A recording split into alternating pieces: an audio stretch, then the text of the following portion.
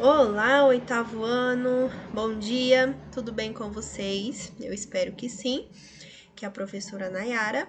E nessa videoaula nós vamos falar aí sobre os dois gêneros textuais que serão trabalhados aí neste bimestre, aí no quinto capítulo, que é o artigo expositivo e o seminário. E nós vamos também já fazer aí a correção da primeira atividade do capítulo 5, tá bom?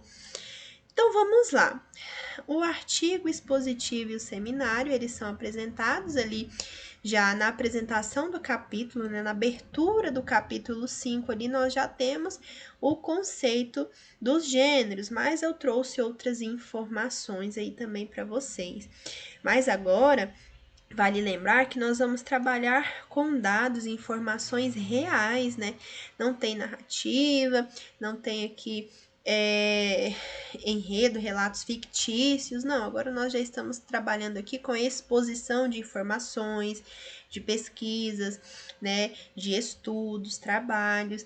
Então agora nós já vamos aí para um outro lado aí dos gêneros textuais, né? E como nós temos aí como proposta, né, o gênero seminário, nós teremos também seminários aí, vocês vão fazer apresentações, né, de algum trabalho, enfim, vamos organizar direitinho aí, tá? Então vamos lá, vamos conhecer esses gêneros. Aí no início do capítulo, nós já temos, né, ampliando o conhecimento. Vejamos, o que estudaremos neste capítulo? Características e funções do artigo expositivo e do seminário, função do aposto, função do vocativo, uso da vírgula, aposto e vocativo. Então, aposto e vocativo são conteúdos aí bem legais, conteúdos gramaticais bem interessantes e de uso prático, né? Muito importante para vocês. Bem, caracterizando o gênero. Como o próprio nome sugere, os artigos expositivos há o predomínio da exposição. Então, nos artigos expositivos há o predomínio da exposição. Isto é, a apresentação de informações. São textos, portanto, produzidos com o objetivo maior de informar os leitores, por isso são muito utilizados em livros didáticos e técnicos.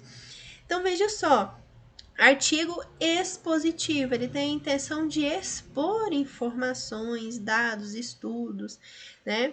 Então, com uma linguagem simples, compreensível ao grande público, o articulista, que é quem escreve o artigo, procura tornar acessíveis as informações.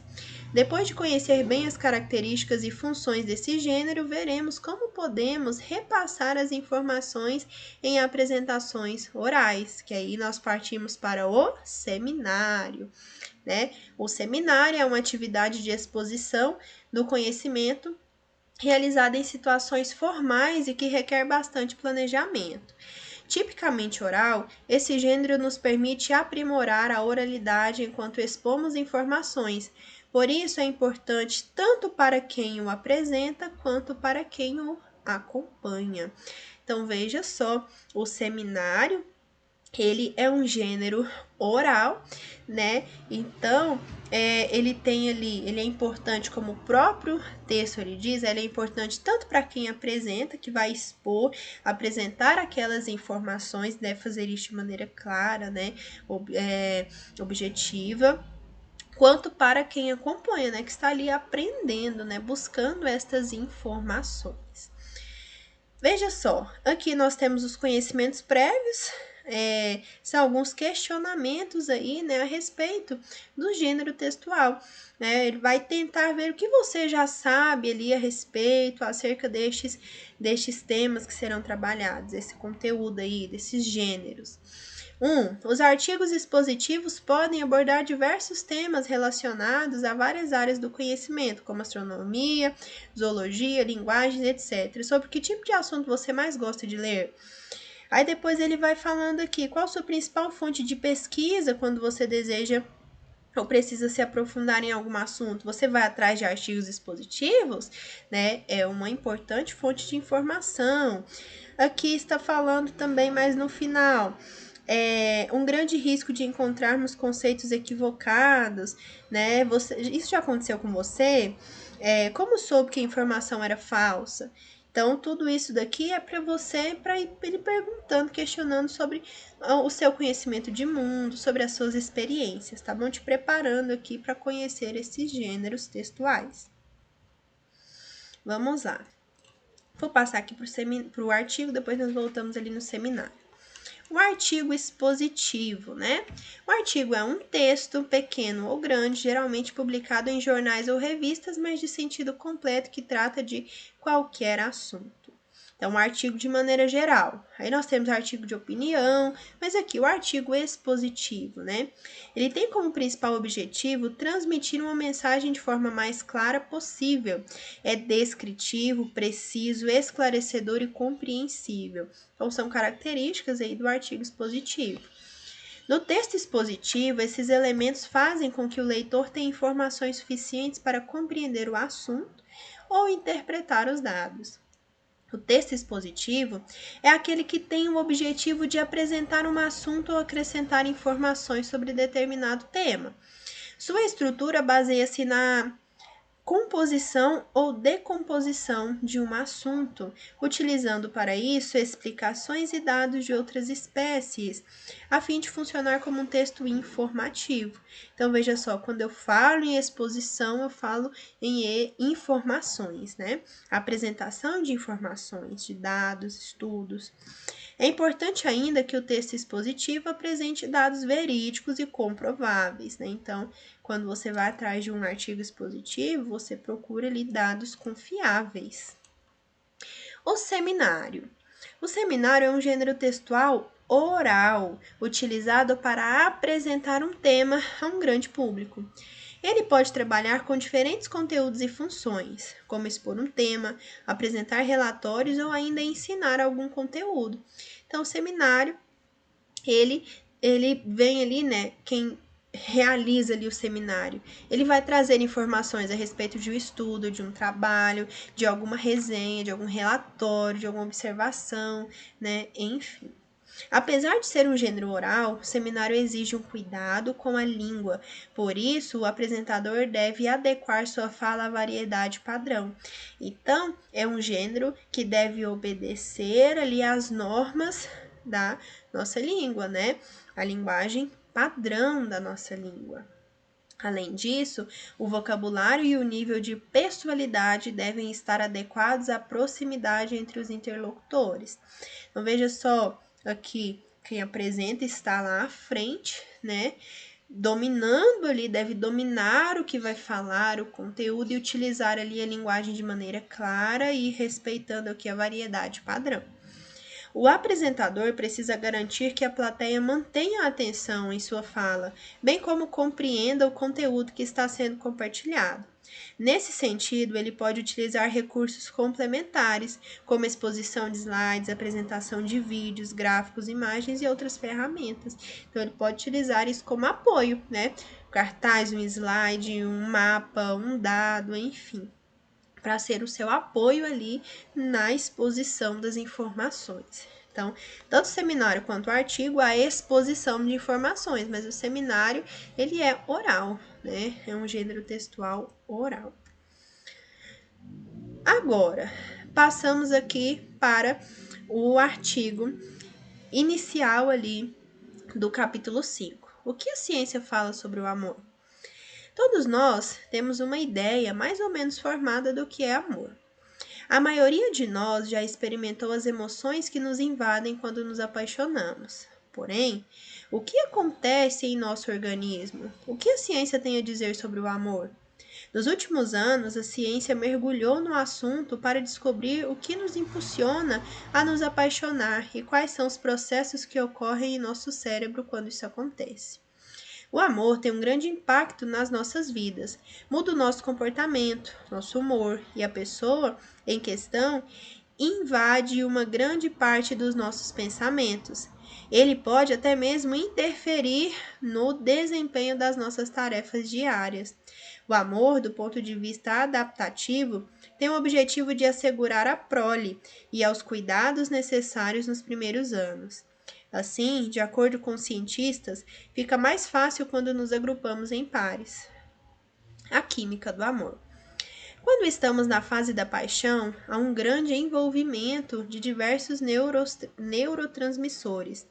A atividade química do nosso cérebro muda, desencadeando os típicos sintomas. Os neurotransmissores que estão relacionados mais estreitamente com esse processo são a dopamina, a noradrenalina e a serotonina. Os níveis de dopamina, DA, e noradrenalina, NE, aumentam, enquanto o de serotonina diminui. As duas primeiras estão envolvidas nos mecanismos de recompensa, fazem com que a atenção seja centrada nele ou nela, e assim a pessoa torne-se o centro do nosso mundo. O único objetivo é ser correspondido e receber os cuidados dessa pessoa. A dopamina nos faz lembrar de pequenos detalhes da pessoa, enquanto a noradrenalina facilita a memória de novos estímulos em nós. A diminuição na serotonina faz com que tenhamos pensamentos obsessivos. Quais áreas do cérebro estão envolvidas? Há duas áreas do cérebro que têm uma relação mais direta com o amor. A área tegmental ventral, ATV, produz dopamina e provoca euforia, a sensação de plenitude que nos empurra para alcançar nossos objetivos. Além disso, o núcleo caudado também é importante quando falamos de amor. Ele lida com a paixão e é uma das áreas mais primitivas. Por meio da neuroimagem, os cientistas foram capazes de detectar a atividade nessas áreas no cérebro dos apaixonados. As áreas envolvidas fazem parte do sistema de recompensa que nos faz concentrar todos os nossos esforços na obtenção de alguma coisa. Além disso, foi observado que a atividade é semelhante a quando, por exemplo, comemos chocolate, produz um padrão de ativação semelhante. A característica viciante do amor faz com que a obsessão e a compulsão apareçam, sendo o casal o objetivo desses comportamentos. Ocorre uma dependência emocional, física e até mesmo a mudança em nossa personalidade e gostos. Essa sensação de não poder viver sem essa pessoa é devida ao aumento da dopamina nessas áreas cerebrais. Então, temos aí o trecho, né, de um artigo expositivo falando aí sobre a ciência do amor, né, o que a ciência fala, né, sobre o amor, está disponível em amenteemaravilhosa.com.br. Ciência fala sobre o amor. Bem interessante, né?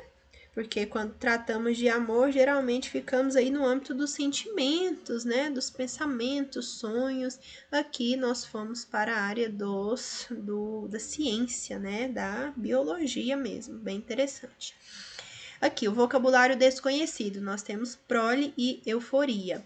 O que é prole? Conjunto dos filhos e das filhas de um indivíduo ou casal, humano ou não. Então, você, seu irmão aí são a prole de seus pais. Euforia, entusiasmo, alegria exagerada. Desvendando os segredos do texto. Vamos lá. 1. Associar o amor como um sentimento que vem do coração é bastante comum. De acordo com o artigo que lemos, é esse o órgão responsável por tal sentimento? Explique. Veja só, é lá do coração que vem o amor? Não, veja só, vem do cérebro, né? Não, o órgão responsável pelos sentimentos é o cérebro, a partir do envolvimento de diversos neurotransmissores. Então, é daí que vem o amor, daí que vem os sentimentos. Antes de irmos aqui para 2, temos o Aprenda Mais. De onde surgiu a ideia de que o coração é o órgão responsável pelo sentimento e como surgiu o formato para representá-lo? Outra informação bem interessante. Essa história começa por volta do século V a.C., na Grécia, em uma discussão entre filósofos sobre a localização da alma. Para Platão, a alma continha 3 partes. A primeira ficava na cabeça e estava associada ao intelecto. A segunda situava-se no coração e relacionava-se à raiva, ao medo, ao orgulho e à coragem. A terceira ficava no fígado e nos intestinos e tinha a ver com a luxúria, a ganância e as paixões em geral. Já para Aristóteles, o coração era a sede da inteligência e das emoções, porque era quente e se movia, enquanto o cérebro era frio e imóvel. A primeira imagem, transmitindo a ideia de sede da alma, teria sido desenhada há cerca de 12.000 anos em uma caverna de Oviedo, na Espanha. Lá há um mamute retratado com um coração pintado em seu centro. O homem que lá habitava estava certo ao considerá-lo como o centro da vida, local que deveria atingir com sua lança para abatê-lo. O desenho do coração, até chegar ao que é hoje, mudou à medida que se sabia mais sobre suas funções e anatomia. Né? E isso daqui está lá na revista Galileu, tá bom? Que é uma excelente revista aí para artigos expositivos, né? Para tirarmos informações bem importantes, como a super interessante também da Abril, enfim. Pessoal, aqui tivemos mais algumas informações, né, a respeito desse tema, e agora vamos para a segunda questão. Vimos no texto que atividades químicas ocorrem no cérebro dos apaixonados, ocasionando típicos sintomas.